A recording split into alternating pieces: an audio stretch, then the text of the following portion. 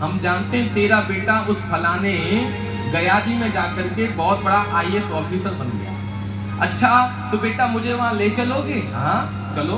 बोले किराया नहीं है हमारे पास। बोले किराया मैं दे दूंगा, तेरा बेटा तो कलेक्टर बन गया है। अब जिसका बेटा कलेक्टर बन गया तो उसका माँ बाप को किराए के लिए तरसेंगे क्या? अब उसे सब संबंध बनाने लग जाएंगे। अरे ये तो मेरी भाभी है, ये मेरे गांव की नानी है, ये तो मेरी मौसी है। तो बड़ा आदमी बन तो जाए। जो पहले रिश्ते नाते सब हट गए थे, अब सारे रिश्ते नाते बनने लगे। आज वो माँ बाप अपनी पोटरी को रख करके एक साथी में सब बांधा, उसमें सब पोटरी बांध ढूंढ करके सिर पे रख करके चले आए शहर में। और उन्होंने कहा माँ इस जो आपको दिखाई दे रहा ना ऑफिस, एक बंगला है कलेक्टर साहब का, आपका बेटा इसी में रहता है। अब कृपा करके मुझे और भी काम है, आप चले जाओ बेटा के पास। माँ बाप बड़े प्रसन्न हुए। बड़ा भारी बंगला था, बड़ी कोठी कलेक्टर साहब की, बड़े रुतबा। माँ बाप आए तो जो वहां पर गार्ड था कहा हाँ कैसे फिर रहे हो यहाँ? उनको क्या पता है कलेक्टर साहब के माता पिता। अरे बेटा जो यहाँ का जो बाबू है ना, वो जो बड़ा आदमी, उनको क्या पता कलेक्टर होता क्या है। बोले यहाँ का जो बड़ा आदमी बन गया ना वो मेरा बेटा है। क्या नाम है? बोले मोहन।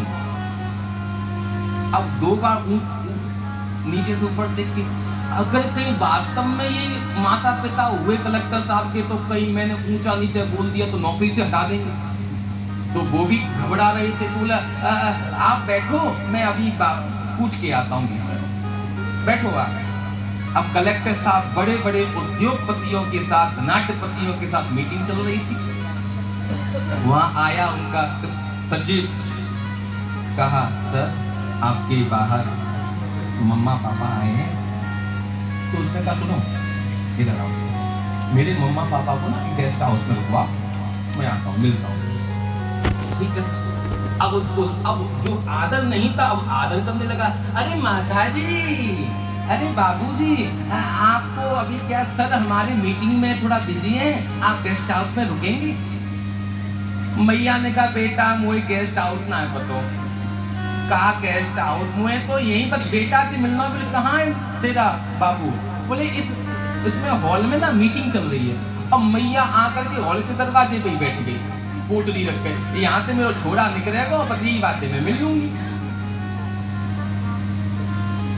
ठीक है, दोनों बैठ गए। फटी धोती फटी चीज गाँव के लोग थे। आजकल पता है अब देखिए क्या हुआ।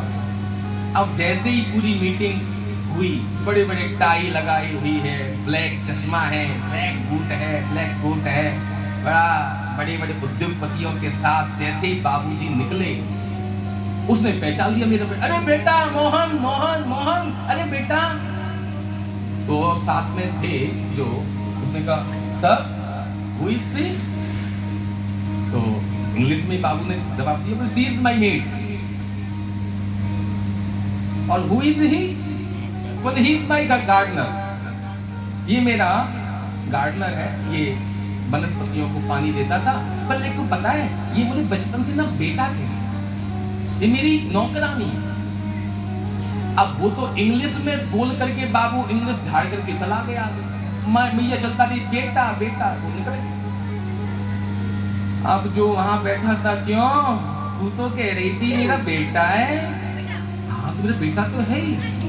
अरे हमारे बाबू तो सर तो कह रहे हैं कि तू उसकी वो है कौन? नौकरानी।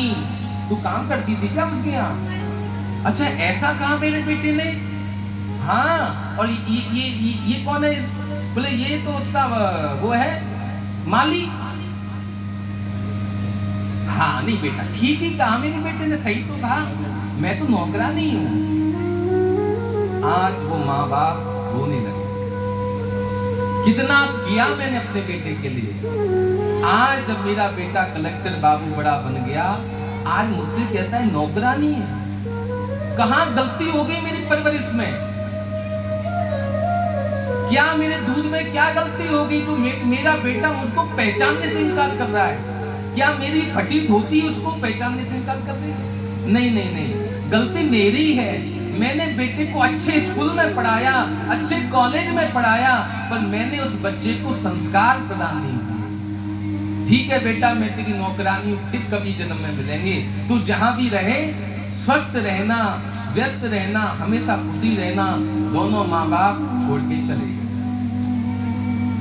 बाद में बहुत पछतावा हुआ कलेक्टर बाबू को, बहुत खोजा, नहीं मिले, चले गए।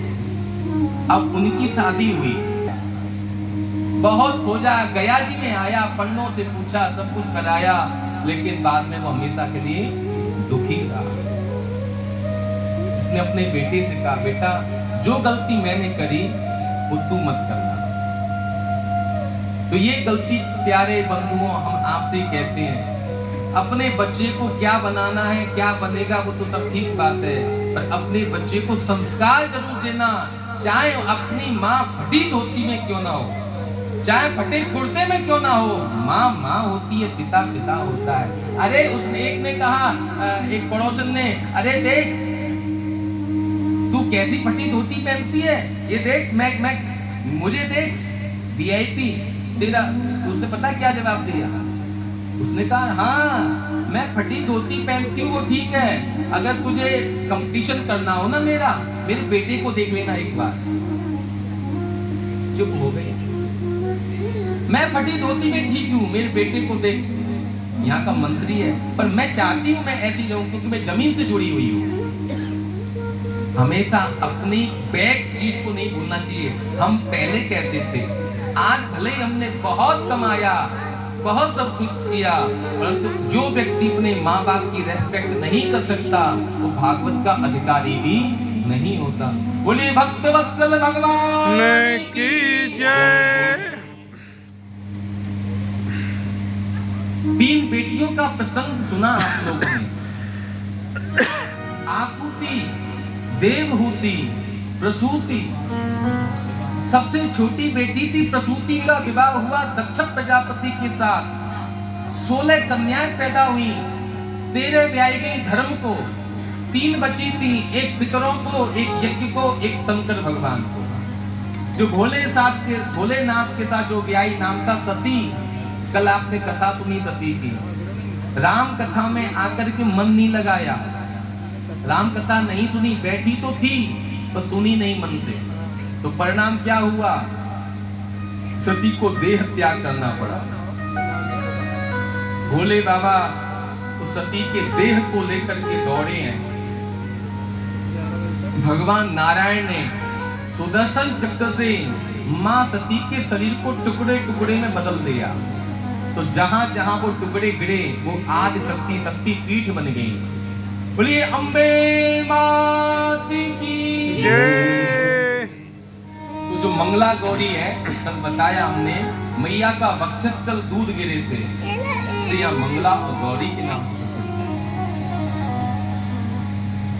भोले बाबा का झगड़ा आज हुआ, सती का भी आगे वंश नहीं चला। बस सती देह त्याग करते करते भोले बाबा के चरणों में प्रार्थना करी, हे महादेव, अब की बात जो मुझसे भूल हुई है अब ऐसी नहीं होगी। मेरा तो जन्म जन्म का आपका रिश्ता है, अगली बार मेरा जन्म हो महादेव तो मुझे आप ही पति के रूप में प्राप्त होना चाहिए, मैं आपको ही पति के रूप में वर्ण करूंगी। ऐसा करते करते माता सती ने देह त्याग किया। अगला जो जन्म हुआ माता सती का, हिमाचल और मैना के यहाँ पर माँ पार्वती के रूप में प्रकट हुई। छोटी सी थी माँ पार्वती। उसी समय मैना ने गुरु बताऊं? बोले हाँ। बोले तेरी बेटी को जो दूल्हा मिलेगा, जोगी जटिल अकाम मन नगन अमंगल भेष। बहुत दुर्गुण ऐसी गिनाए। अंत में नारद जी कह के गए, माँ ये सारे दुर्गुण नहीं है, सब सदगुण है, ये भोलेनाथ में है। तेरी बेटी अगर भोले बाबा की तपस्या करेगी तब तुझे जा करके इसको वर प्राप्त होगा। भोलेनाथ, हाँ हाँ, माँ पार्वती ने इतनी कठिन तपस्या करी है भोलेनाथ को प्राप्त करने के लिए कि सूखे पत्तों को खाया, हरे पत्तों को नहीं। जो पेड़ से पत्ते टूट जाते थे, सूखे पत्तों को खा खा करके माता पार्वती ने भोलेनाथ को प्रसन्न किया। नाम पड़ गया माता पार्वती का अपर्णा। बोलिए अपर्णा मैया की जय, अन्नपूर्णा मैया की जय। भोलेनाथ को प्राप्त हुआ। बहुत सुंदर माँ पार्वती का भोलेनाथ का विवाह हुआ है। बड़ी सुंदर बारात आई है। राम कथा में बहुत सुंदर भोले बाबा का ब्याह का वर्णन है। जब माता पार्वती भोलेनाथ के साथ ब्याह करके कैलाश पर्वत पर आई। देखिए राजा की बेटी थी और भोलेनाथ के साथ ब्याही। जैसे ही आए भोलेनाथ का विवाह हुआ था शिवरात्रि के दिन। तभी हम लोग शिवरात्रि का व्रत करते हैं और पूरी रात्रि को जागना चाहिए, जागरण करना चाहिए। उस समय ग्रह गोचर इतने हाई पावर पे होते हैं, जो व्यक्ति उस रात को सोता नहीं है, भगवान भोलेनाथ का बिल्व पत्र के साथ अर्पण करता है, अर्चन करता है, उसके हमेशा जिंदगी भर के लिए राहु केतु मंगल शुक्र शनि सब ठीक हो जाए। वो महाशिवरात्रि है और रात्रि है वो महाशिवरात्रि। आज भोले बाबा के साथ जैसे ही माँ पार्वती आई तो भोले बाबा ने कहा देवी चलो चूल्हा चौका स्टार्ट करो। माता पार्वती के हाथ कोमल थे, सुंदर, क्योंकि धनाढ्यपति की थी। तो भोले बाबा ने कहा पार्वती सुनो। बोले क्या? सबसे पहले मेरे लिए भांग घोटो। पार्वती बोली आज से पहले आपने ये नहीं बताया कि आप इसका भी सेवन करते हैं। बोले हाँ मैं करता हूँ। बोले ऐसा कैसा पति है, ये तो भांग खाता है। बहुत सुंदर भाव कहा, ओ भोले भांग तुम्हारी। माता पार्वती क्या कह रही है? ओ भोले भांग तुम्हारी मैं घोटत घोटत हारी। ओ भोले भांग तुम्हारी मैं घोटत घोटत हारी। तेरी एक दिना की हो एक घोटू रोज न घोटी जा। बम भोला बम भोला ओ भोले भांग तुम्हारी मैं घोटत घोटत हारी। ओ भोले भांग तुम्हारी मैं घोटत घोटत हारी। तू रोज रोज घुटवाए तेरी एक दिना की हो एक घोटू रोज न घोटी जाए। बम भोला बम भोला बम भोला हरि बम भोला बम भोला बम भोला। क्या कह रही है? ये भोलेनाथ रोज रोज नहीं घुटी जाएगी। एक दिन हो तो घोट दो, 2 दिन हो तो घोटू छाले पड़ गए हाथ में मेरे। बोले नहीं घोटनी पड़ेगी। क्या भोले बाबा का आदेश? सुन गणपति की महतारी, सुन गणपति की महतारी। नित घोटो भांग हमारी, नित घोटो भांग हमारी। जिन भांग रहा नहीं जाए, जिन भांग रहा नहीं जाए, गौरा को छोड़ दऊं पर।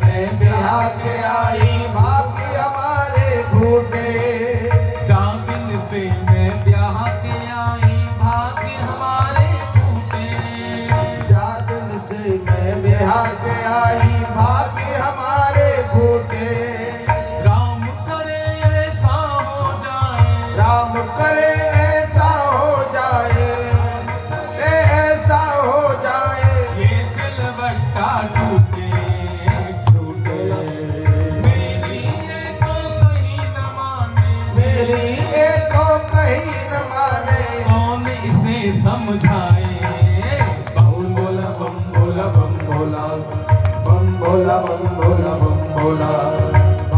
भोला बम भोला बम भोला।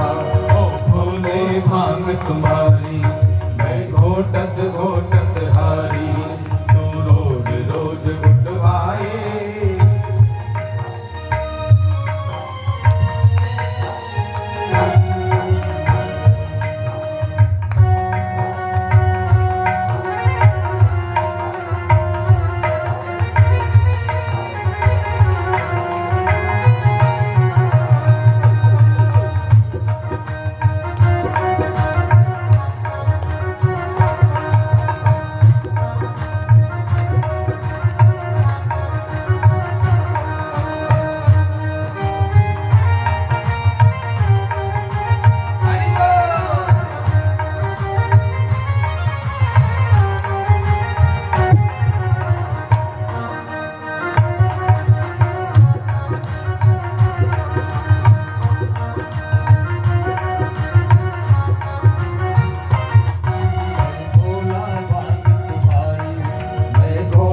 घोटत हारी, भोला भांग तुम्हारी मैं घोटत घोटत हारी, तू रोज रोज घुटवाए। एक दिना की होए तो घोटू रोज न घोटी जाए। बम भोला बम भोला, बम भोला बम भोला बम भोला, बम भोला बम भोला बम भोला, बम भोला बम भोला बम भोला।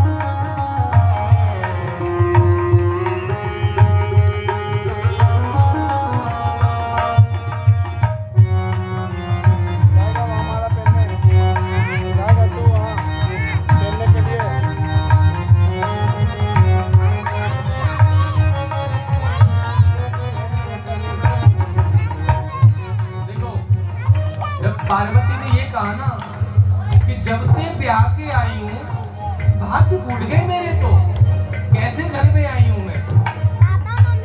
और क्या कह रहा है कि रोज भांग घोटनी पड़ेगी। और पार्वती ने ये भी कहा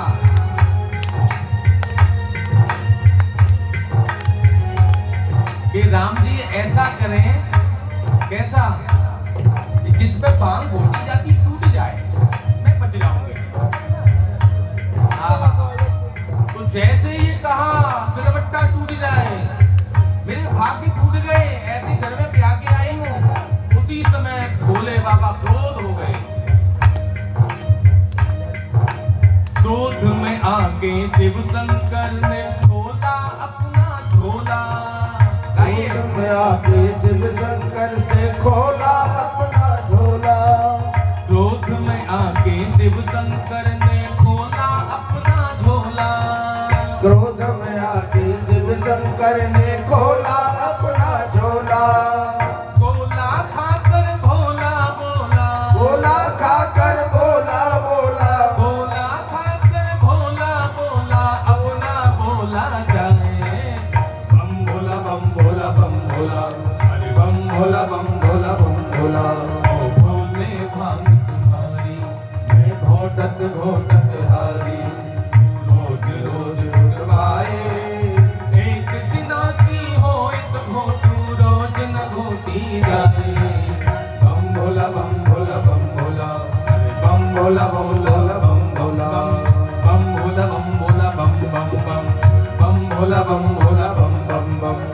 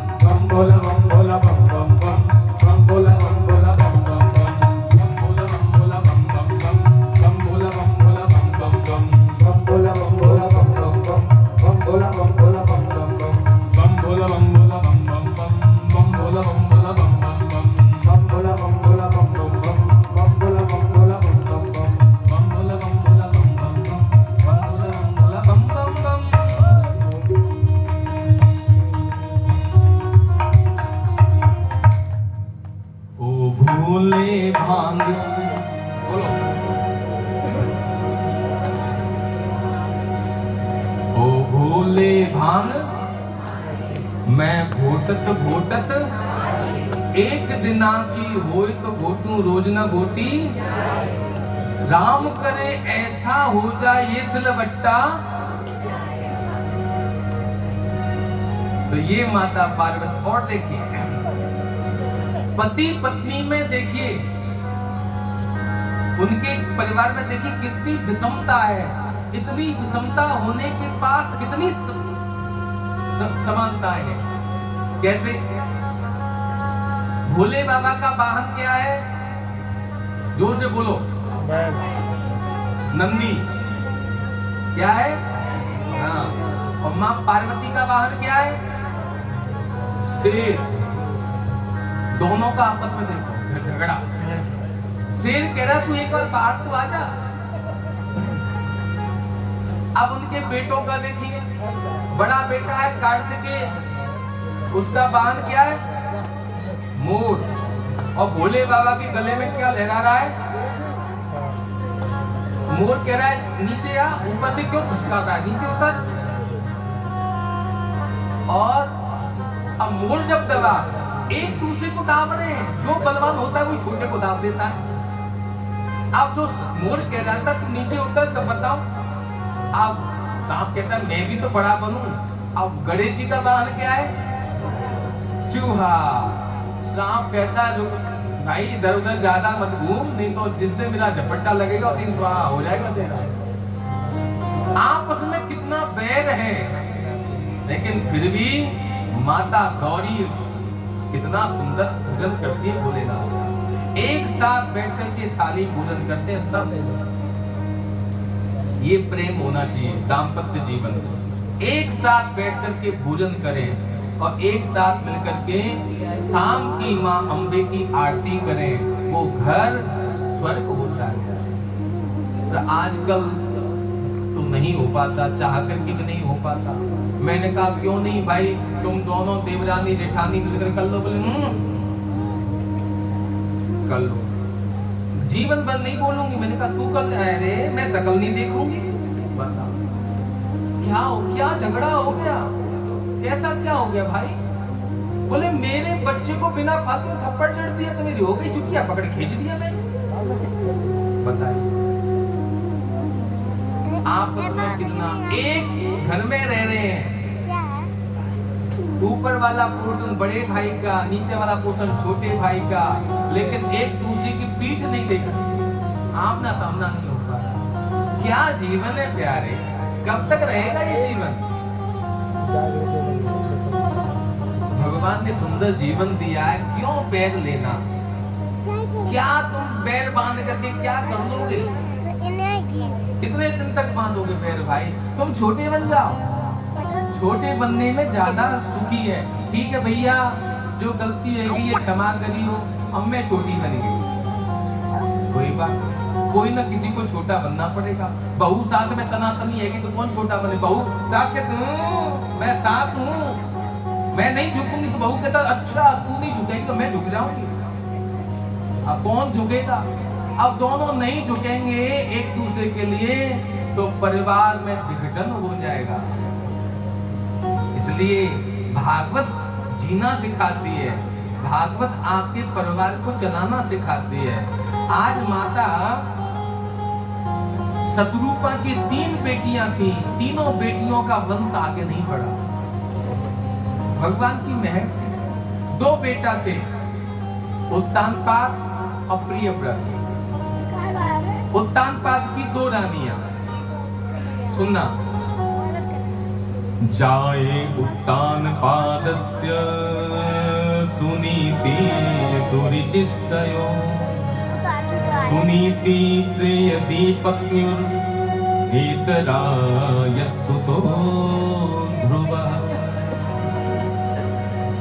राजा उत्तानपाद की सबसे पहले एक रानी थी, नाम था सुनीति। सुनीति कहते हैं अच्छे विचार वाली, सुनीति कहते हैं भगवान की पथ पर चलने वाली, सुनीति कहते हैं भागवत पथ पर अग्रसर होने वाली, सुनीति कहते हैं भक्ति से ओतप्रोत भगवान की सेवा करने वाली, इसको सुनीति कहते हैं। जो अच्छे विचारवान होता है उसका बेटा ध्रुव होता है। ध्रुव कहते हैं विश्वास को। अच्छे विचार होते हैं तब अच्छा विश्वास होता है, जब अच्छा विश्वास दृढ़ हो जाता है तो ध्रुव ने जैसे परमात्मा की प्राप्ति कर ली 5 महीने में, ऐसे हमको प्राप्ति होती है। सबसे पहले विचार आपके अच्छे होने चाहिए, फिर विश्वास होना। आज जो सुनीति थी, जो शकल से थोड़ी सी सुंदर कम थी, मन से बहुत सुंदर थी, परंतु ये जो फिटबॉल है चेहरे, फिटबॉल जैसा ही होता है चेहरा, ये थोड़ा सा चेहरा सुंदर नहीं था।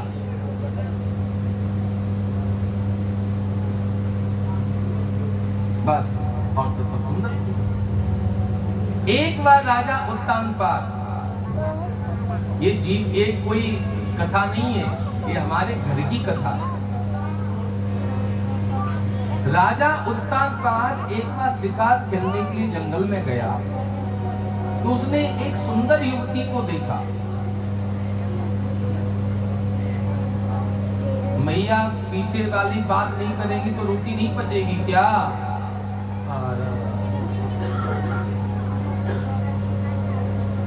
खुद तो बात करके करती हैं, लेकिन जो सामने वाला जो कथा सुन रहा होता है वो भी डिस्टर्ब हो जाता है। कितना सुनाएंगे? आज चौथा दिन तो हो गया ना, आज चौथा दिन ही है। क्लास में जब कोई स्टूडेंट ऊधम करता है तो टीचर क्या कहता है? अभी जाओ। तो यहाँ हम कह नहीं सकते क्या कहा, यहाँ तो भैया खुला भगवान का दरबार है। और इसी कथा में अगर आपको रसीद काट के आना पड़ता, इसका पैसा लगता, तो फिर उसका आनंद, क्योंकि फ्री फूकट का मिल रहा है ना ज्ञान।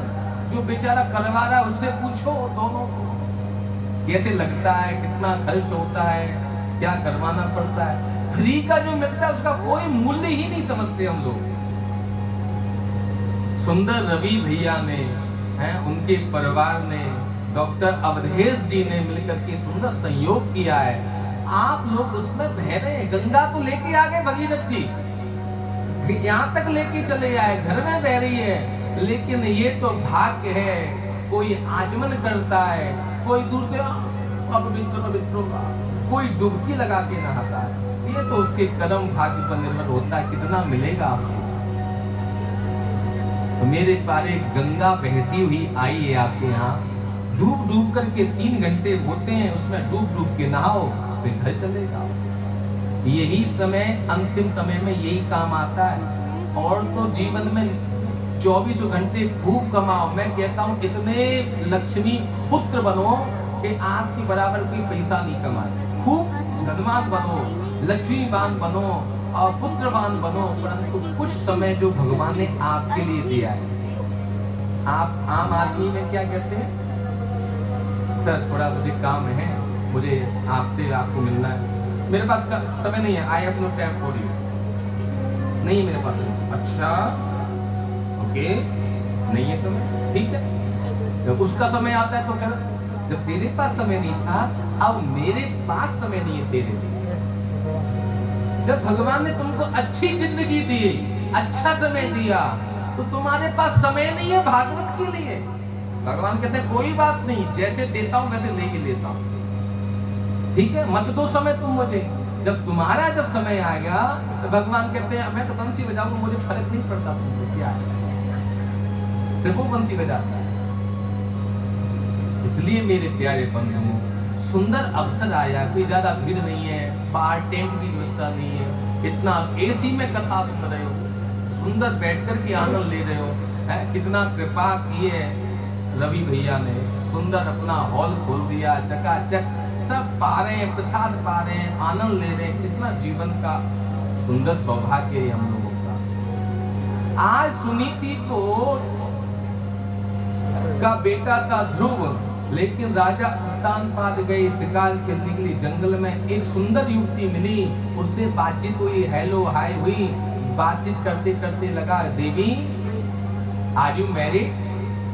नो, नहीं शादीशुदा नहीं। तो विल यू मैरी मी? बोले आप पहले परिचय तो दो, आप डायरेक्ट शादी की बात पे आ गए, पहले थोड़ा सा बढ़ने दो, शादी बाद में होगी। बोले आप कौन हैं? बोले मैं यहाँ का राजा हूँ, उत्तानपाद नाम है मेरा। अच्छा, पर मुझे आप पसंद आ गई हो, क्या आप मुझसे ब्याह करना चाहोगी? अब रानी बोली कि राजा से कौन नहीं चाहेगा, राजमहल में रहूंगी ठाट बाट के साथ। हाँ महाराज मैं शादी करूंगी आपसे, पर ये बताओ क्या आप पहले से शादीशुदा हो? बोले हाँ मेरी घरवाली है, एक बेटा भी है। तो नहीं जाऊंगी आपके साथ, तो नहीं रहूंगी आपके साथ। अरे नहीं तू चल। बोले मैं तब चलूंगी जब आप पहली वाली को घर से बाहर निकाल देंगे, तब मैं आऊंगी। आज राजा उत्तानपाद इतना धर्मात्मा राजा था, सुंदरता को देख करके कहा ठीक है तू चिंता मत कर, मैं पहली वाली रानी को घर से बाहर निकाल दूंगा, तू चल मेरे साथ। इस चमड़ी पर, गोरी चमड़ी पर फिसल गया राजा उत्तानपाद, लेकर के आया। सुनीति से कहा देवी बुरा मत मानना, अब मैं तुझे रख नहीं सकता अपने पास। क्यों? क्योंकि मैं ना दूसरी ले आया। राजा था और समर्थ को नहीं दोष गुसाई, जो समर्थ होता है उसको कोई दोष नहीं लगता, वो कुछ भी करे। राजा ने कहा तू घबरा मत, मैं तेरे लिए घर से बाहर एक कुटिया बना देता हूं, उसमें रह ले, खाने पीने का प्रबंध मैं करूंगा। राजा उत्तानपाद ने अपनी इतनी वेदों की नीति को, सुंदर भगवान की पूजा करने वाली को, सुंदर विचार वाली को घर से बाहर निकाल दिया और जो सुंदरता थी उसको घर में लेकर के आ गया। उससे भी बेटा हुआ उत्तम, केवल नाम ही उत्तम था, काम तो सब उसके ऐसे ही थे। एक बार राजा उत्तानपाद अपने सिंहासन पर बैठा हुआ राज दरबार में अपने छोटे बेटे उत्तम को गोद में खिला रहा था। उसी समय देवयोग की कृपा से सुनीति से ध्रुव ने कहा माँ मेरे पिताजी कहाँ हैं? माँ ने उत्तर नहीं दिया, बोले आ जाएंगे तो बता दूंगा। पर बच्चा खेलते खेलते अपने मित्रों से पूछा यार मेरे पिताजी का नहीं पता है। माँ कहती आएंगे आएंगे, तू जानता है मेरे पिता को? बोले हाँ हम जानते हैं। बोले कहाँ है? बोले चल मैं मिलाऊं। तो उसके मित्र ध्रुव जी को साथ लेके आए। बोले चल, और राजा के पास सामने खड़ा, बोल ये तेरे पापा है, चला जा बैठ जा। हा उत्तानपाद ने जब देखा ये मेरा पुत्र है तो सबसे पहले प्रहलाद ध्रुव जी ने प्रणाम किया। क्यों? क्योंकि उत्तानपाद के पास संस्कार थे और जब अपने बेटे को संस्कारवान देखा तो पिघल गया राजा उत्तानपाद, ये मेरा ही बेटा होगा, दूसरा नहीं हो सकता। कितना छोटा कितना संस्कारवान है, देखो प्रणाम कर रहा है, पिताजी प्रणाम। पिता का हृदय गदगद हो गया, कितना संस्कारवान मेरा पुत्र है। आजा बेटा। जैसी दोनों हाथ किए, ध्रुव जी जैसे ही अपने पिता की गोद में बैठना चाह रहे थे, उसी समय सौतेली माँ खड़ी थी, उसकी सुरुचि हाथ पकड़ के नीचे धक्का देकर फेंक दिया। ए बेटा ध्रुव को क्या करता है? जैसे सांप को कोई डंडा मार देता है, ऐसे ध्रुव जी महाराज के होठ फड़फड़ा रहे। बोले माँ ये मेरे पिताजी नहीं है। बोले हाँ तेरे पिताजी हैं, पर मैं तेरी माता नहीं। अगर तुझे तेरे इस पिता की गोद में बैठना है ना, तू तो उस अभागिन के पेट से जन्म हुआ है तेरा, जो तेरे पिता की गोद की नसीब नहीं करा सकती तुझे। पर हाँ सुन, मैं करुणा करूंगी तुझे तब। पहले जा नारायण की तपस्या कर, और जब नारायण प्रसन्न हो जाए, तपसा आराध्य पुरुषम तस्सैवानुग्रहेण में, जा जाकर के पहले नारायण की आराधना कर। जब नारायण प्रसन्न हो जाए तब कहना हे नारायण, मुझे सुरुचि माता के गर्भ में डाल दो। जब तू मेरे गर्भ से पैदा होगा तब तुझे तेरे पिता की गोद नसीब होगी। जा भाग यहाँ से। गाली दे करके, दुर्वचन बोल करके माँ बेटे को भगा दिया। बेटा रोता रोता माँ के पास आया, सुरुचि अपनी माँ के पास। जैसे ही कुछ बोलने लगा उस माँ को तुरंत छोटी माँ ने मुंह पे हाथ रख दिया। नहीं बेटा, माँ मंगलम तात, किसी की अमंगल की कामना नहीं करते बेटा। माँ उसने तुमको गालियां दी और मैं क्षत्रिय हूं, माँ का अपमान मैं सहन नहीं कर सकता। और फटफड़ा रहे थे, खून गर्म हो गया था। सुखदेव जी कहते राजन देखो, छोटा सा बालक, अहो तेज क्षत्रियाणाम मान भंग मनुष्यता। क्षत्रियों का देखो छोटे बच्चों में कितना तेज है। कहा माँ पता है, मुझे उसने ऊपर से नीचे धक्का दे के फेंक दिया। कहा तू मेरा बेटा नहीं है, तू तो उस अभागिन का बेटा है। तुझे गालियां दी तो क्या वो मेरे पिता नहीं है? माँ क्या मैं गोदी में नहीं बैठ सकता? क्या मैं उसके योग्य नहीं हूँ? माँ क्या कह पाती, क्या बोले अपने बेटे से कि क्या हुआ है उसके साथ। छोटा सा 5 साल का पुत्र था। और माँ उसने ये कहा जा जाकर के नारायण की तपस्या कर। हा। जैसे ये बातें सुनी की माता ने गदगद हो गई। बोले बेटा वो तेरी सौतेली माता नहीं है, वही तेरी असली माता है। मैं तो नकली हूँ। आज तक तुझे इतना बड़ा हो गया, नारायण के बारे में नहीं बताया। उस माँ ने तुझे ठीक ही तो कहा, जा नारायण की तपस्या कर। जीवन का लक्ष्य है नारायण को प्राप्त करना, भगवान को प्राप्त करना। बेटा जा नारायण की तपस्या कर। छोटा सा बालक था 5 साल का, पति ने त्याग दिया और बेटे को छोड़ दिया। माँ ने कहा जा तपस्या कर।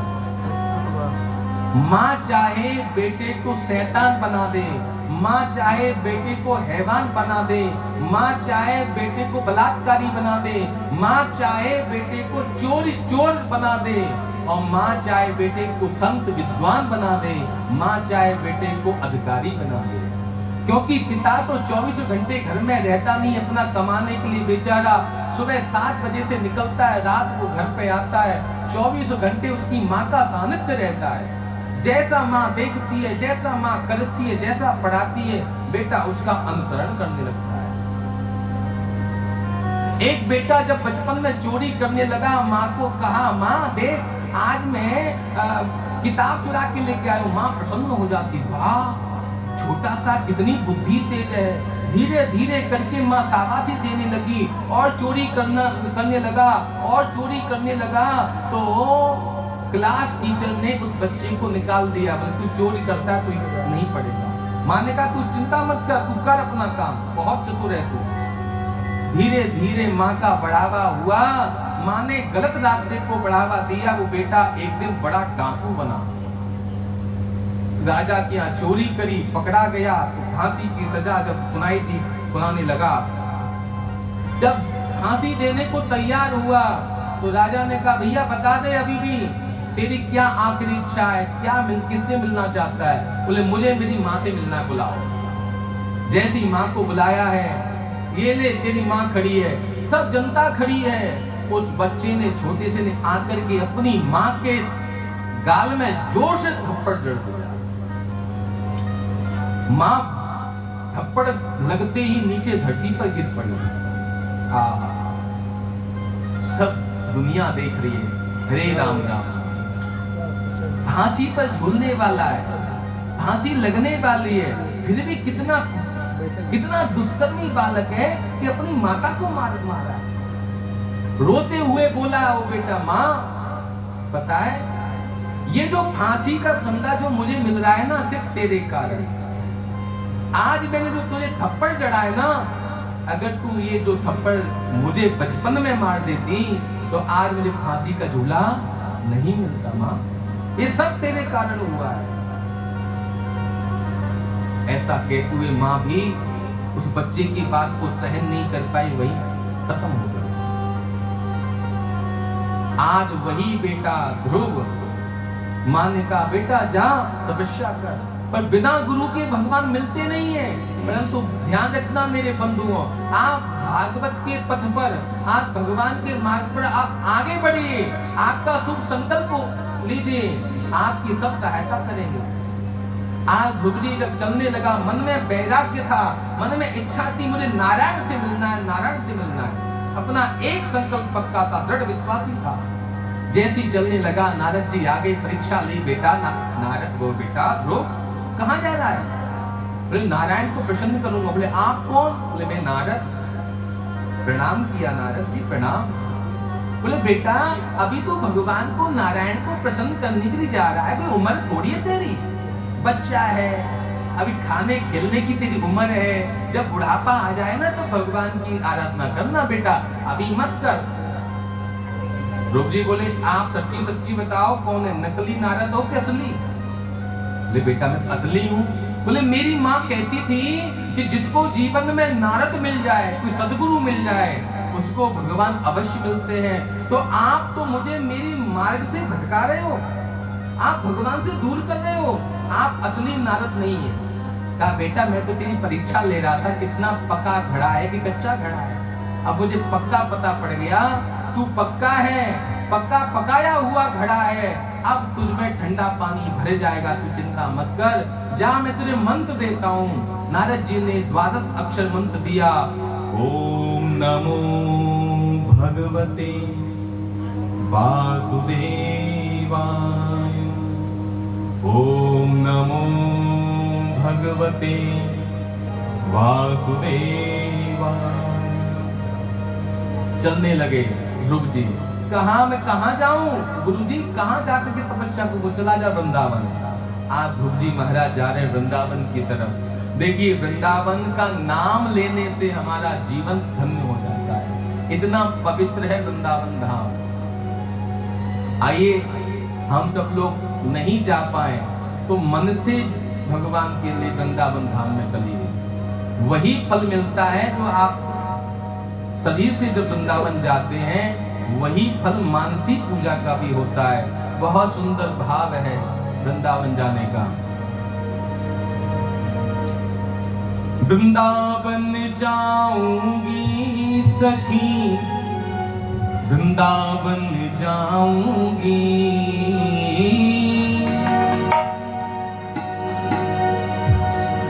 वृंदावन जाऊंगी सखी, बरसाने जाऊंगी,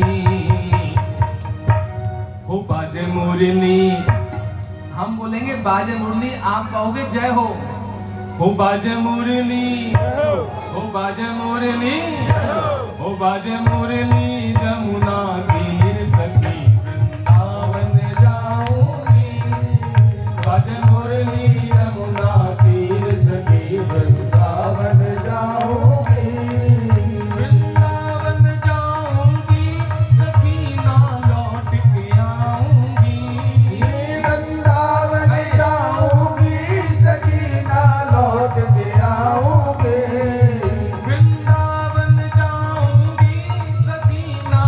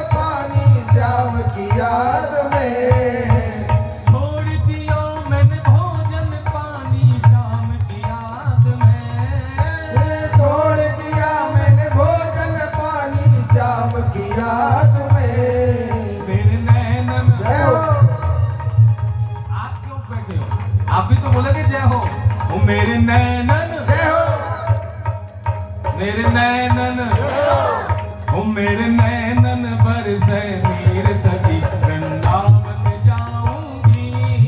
मेरे नैनन बरसे नीर सखी वृंदावन जाऊंगे। वृंदावन जाऊंगी सखी बरसाने जाऊंगी। वृंदावन जाऊंगी सखी बरसाना जाऊंगे। भज मुरली, जय हो। भज मुरली, जय हो। भज मुरली जमुना तीर सखी वृंदावन जाऊंगे। भज मुरली यमुना तीर सखी वृंदावन जाऊंगे। बढ़िया ताली बजाते हुए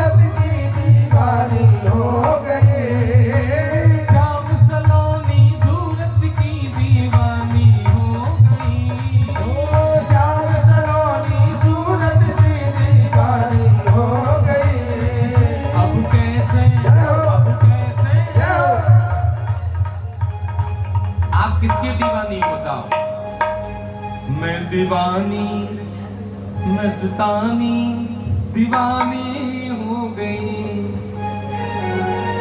किसके दीवाने हैं आप प्यारे, बताओ तो सही।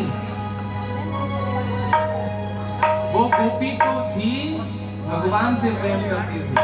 अब वो क्या कह रही थी?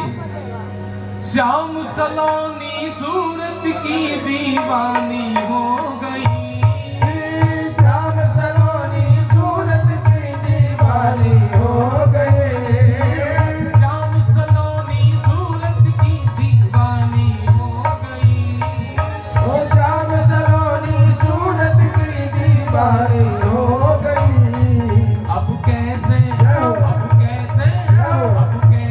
धारू धीर सखी वृंदावन जाऊंगी, अब कैसे दारू भीड़ जगी वृंदावन जाओगे, वृंदावन जाऊंगी सखी बरसाने जाऊंगी, ओ वृंदावन जाऊंगी सखी बरसाना जाओगे, वृंदावन जाऊंगी सखी ना लौट के आऊंगी, ओ वृंदावन जाऊंगी सखी ना लौट के आओगे।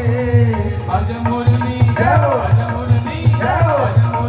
जमुना तीर सखी वृंदावन जाओगे, आज मुरली यमुना तीर सखी वृंदावन जाओगे, आज मुरली यमुना तीर सखी वृंदावन जाऊंगी, आज मुरली यमुना तीर सखी वृंदावन जाओगे, वृंदावन जाऊंगी, वृंदावन जाओगे, वृंदावन जाऊंगी, वृंदावन जाओगे, वृंदावन